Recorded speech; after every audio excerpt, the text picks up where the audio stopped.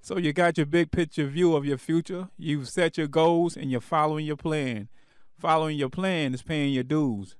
Now, negative thinking people sometimes assume that they can just skip by paying the dues. You can't do that. Sometimes, you ever seen those people who see someone else being successful and get jealous because they want to immediately get to where they are? You can't do that. You got to pay your dues. Now, for some people, your dues may be school, education, training. For others, it may be actually working, that 9 to 5, or trucking. Some people feel like, well, this is not what I'm going to do. This is not who I'm going to be. And you're like, man, what are you talking about? It is you. It's a part of you. You're doing it right now. It's a part of you. You're making you. You're in the process of making you right now. For real, it all counts, baby. It all counts. Y'all know that.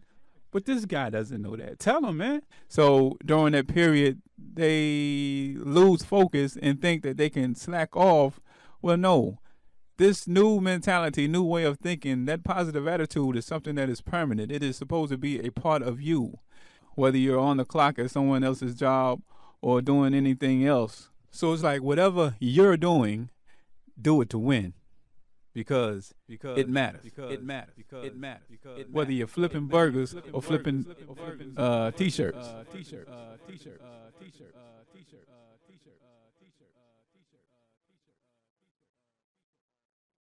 So how does the way you think make a difference in your job? Your thinking has a huge impact on every aspect of your job, from getting a raise to having a job to go to. If you're someone who arrives late, performs poorly, ride the clock, or hide from your work, you're basically creating an extra expense for the company you work for, because productivity is not what it should be.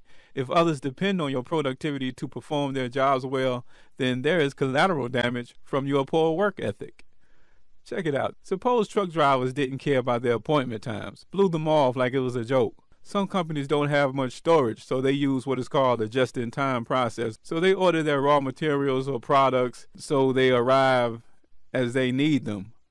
So they expect them to be there by a certain time or certain day in order to move forward with their operations or their schedules. If a driver is later than what is expected, it could shut down a line of work in the factory, or it could make them miss a sale because maybe they were supposed to show a certain product. If there's another part of the plant that depends on the work from the line that was shut down, then it may shut down an entire plant. And so you have people on the clock and getting paid, but no production and no finished products. The company will not be happy with you. It's costing them big money to wait. Sometimes they have agreements and make your company pay a fine because of it. Your company will not be happy with you either. Now, mistakes happen, of course, but there's absolutely no place in the industry for a driver that just does not care. Suppose a company ended up with several drivers with the same attitude.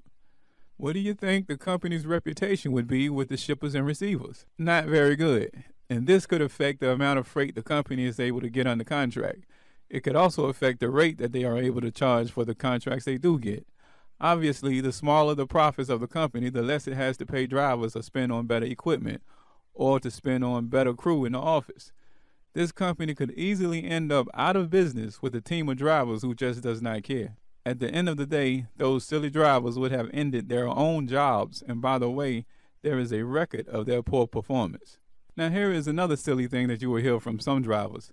They act as if they are at war with the dispatcher. Some of them act like the dispatcher is their enemy. The driver and the dispatcher should both have the same mentality, that they operate as a team. Without a mutual respect for each other and a desire to provide great service to the customer, each of their jobs are more tedious and stressful and possibly in jeopardy. Trucking has a high level of unpredictability. Sometimes plans don't work out and mistakes will happen.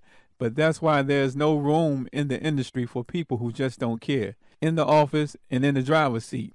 A lot of us need to change our attitudes and job performance so that we are seen and treated differently by highway users, officers, shippers and receivers, and the general public, With poor attitudes and poor job performance, we will never have the respect that we deserve. Now, some people won't think in a way that they're able to understand that.